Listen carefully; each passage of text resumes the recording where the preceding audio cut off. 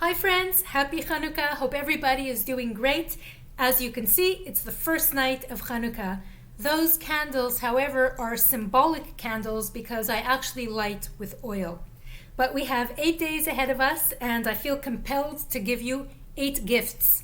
And though they say that talk is cheap, I intend to give you very precious words for each night of Hanukkah. And I hope that you will take those words with you as words of inspiration and words of strength that will embolden you in the days and the years ahead. And all those gifts will have to do with the subject of light. So when we first meet somebody, basically the first words that we exchange with the other establishes the relationship. You say this, I say that, and we know what we want from each other, whether it is please hold the elevator or get out of my way or whatever it may be. So much more so with God, who doesn't waste words. What are the first words that we ever hear from God himself? Well, in the book of Genesis, God says, "Let there be light." And those words are the mandate for all mankind. That is our purpose here in life. Create light with our thoughts, have positive thoughts, happy thoughts, not hateful thoughts. Guide them toward the light. Our words. Don't be a cynic with your words and be cursing or gossip. Positive words, create light, prayer, biblical passages, whatever it is, go toward the light. And of course, our actions. Thoughts, speech, actions, direct them toward the light because that's what we are mandated to do. Now, forget about religion for a second. Let's just think about light in general. What is so great about light? Well, on a very practical level, go through a blackout and you will very much appreciate light, right? It's gone. I need it. I can't read. I can't see. I can't do. I need the light. Then there's the therapeutic value of light. How great it is today in medical science with laser surgeries. People are being cured, healed of cancer and all types of maladies through laser. The vitamin D from the sun, solar energy, the glasses or the lights that people look at when they have seasonal depressions. And I'm just thinking now, I read an article that Mick Jagger was caught wearing those therapeutic glasses that, bring light toward you. So can't get no satisfaction maybe in any other world, but when it comes to the light, all things grow and go toward the light. So those are just on a physical level. But we know through the rabbis and through Kabbalah that everything that happens on a physical level has a spiritual coordinate. So we're experiencing the greatness of light on a very diminished level. But they are reflecting on some level the supernal light, the godly light, the holy light. Now the rabbis teach, and the smartest man that was ever alive, which was King Solomon, said that every mitzvah is a lamp and the Torah is the light. The Gemara says that the Torah is the only light. But I'm not going to chase you away now by shining the light too brightly in your eyes. So I'm not going to tell you keep Shabbat and kosher and this and that, not in this video, okay? What can you do if you are not terribly religious and still follow God's initial words, let there be light? How can you spread the light and be the light? By being happy, by putting a smile on your face, by spreading the joy no matter what mood you are in. As it tells us in the Talmud, that you have to meet every person with a happy countenance.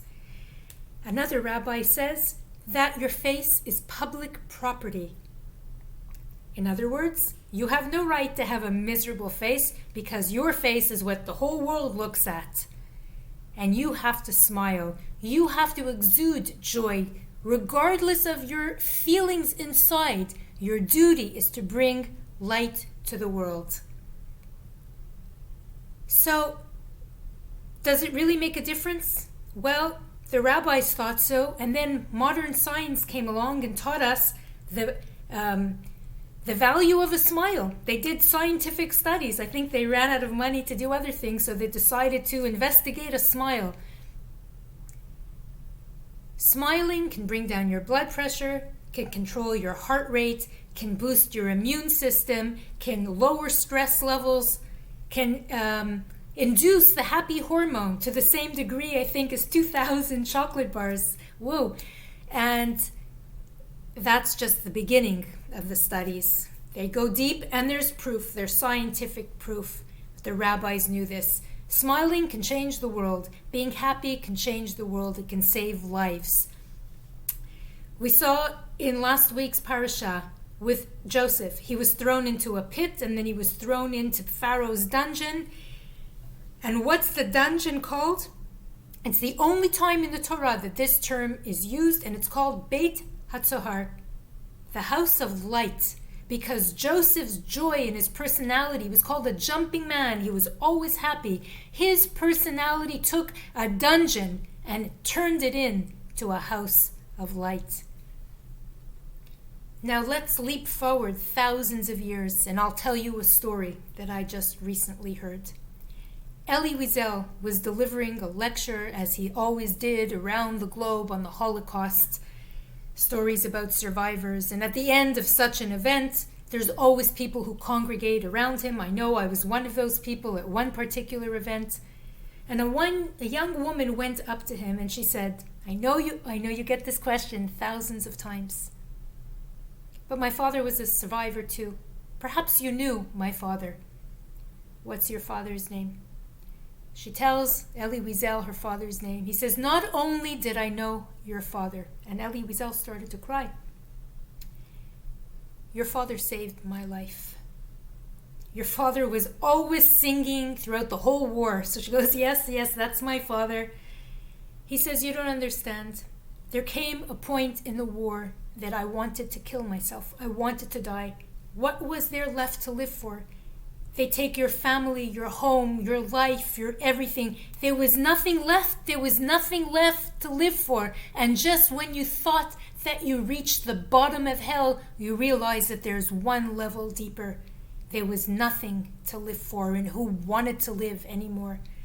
And I found poison, and I went back to the bunk, and I was ready to take my own life. And as I enter, I hear a man singing, your father. And he was singing songs, Judaic songs, songs of my childhood. And they resonated with me.